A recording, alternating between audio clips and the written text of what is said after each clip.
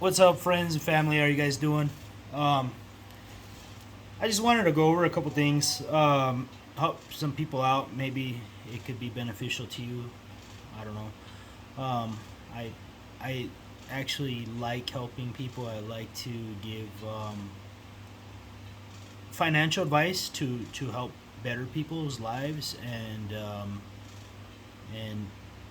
one thing that I um, have been running numbers on and comparing, because I'm kind of wishy washy with my ways. One until I get more understanding, um, and grow over the years. I learn different techniques and what works and what doesn't.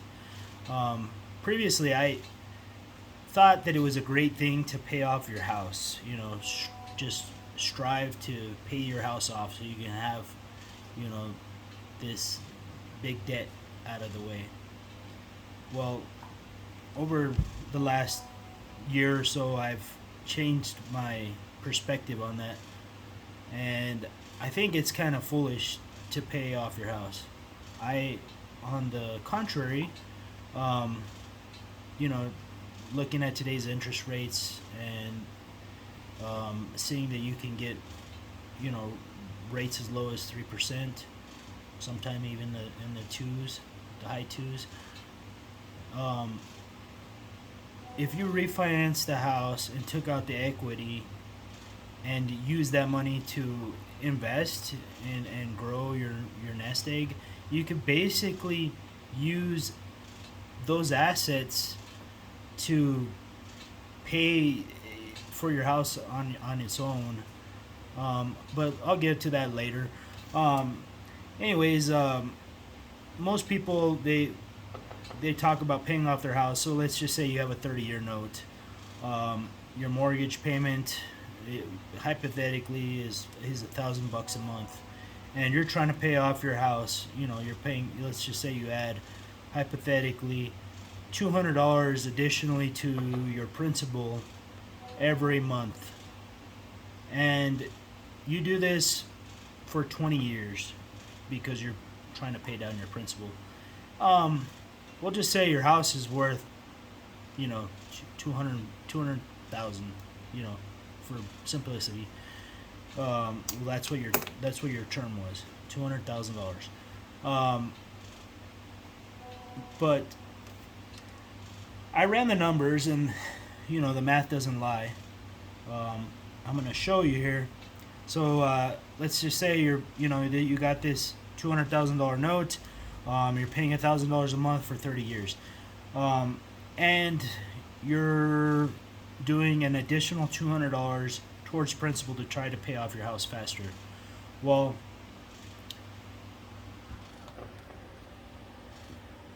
what I let me switch my camera here. Anyways, I'm gonna show you these values here. So the starting amount, the $200, is what you're paying towards your principal. I'm only using 20 years because even though you have a 30-year note, you're going to pay your house off a lot faster. Um, I'm going to do a return rate of 20%.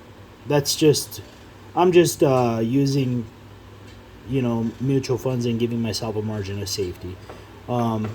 There's a variety of mutual funds that perform, even higher than 20%. And I'm just going with a mutual fund just because it's safe. Um, and each month, the additional contribution would be $200. Um, so with these hypotheticals, in you know, with these calculations, this $200,000 home that you're trying to pay off fast, if you would have just put that money in like a safe mutual fund returning 20%, um, the value here over 20 years would be $502,906. So again, I'm going to ask you, do you think it's worth it to pay off your house early? You're you're losing $502,000 to save, 4%, when you could be making upwards of 20%. And just to show you, where I'm getting these averages from, this fund right here is FAOFX. Here's the average annual returns. Over the past year, 33%. Over the past 3 years, 33%. Over the past 5 years, 33%. Since inception, it's returned 23%. So I'm giving myself a margin of safety. I'm using 20%. Another mutual fund, FBGRX.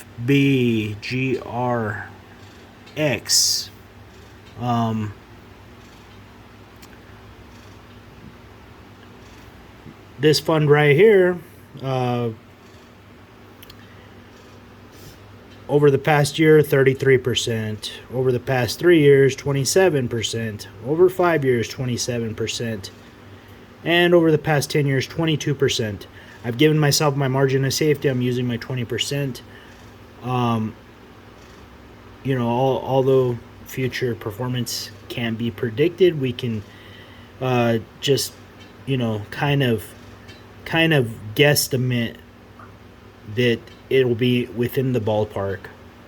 So that's just my opinion. But I think for those that are striving to pay off their house faster, I think you should reevaluate and maybe add that money towards your investments and let your investments grow. It has many benefits as well, as far as tax implications. I mean, your house is a write-off, so you're able to write off the interest that you pay, which is kind of silly. Why would you, if you're writing off the interest on your taxes, why would you care that you're paying, such and such amount? You're throwing away $500,000 to save, 20,000, 200, 150,000. Let's just say, over the term you would have saved 150,000. You're gonna throw away 500,000 for 150,000? That just does not make sense. But anyways, I hope I was able to help you.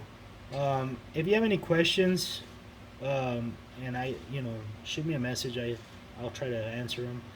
But again, this is just my opinion. You guys have a good night.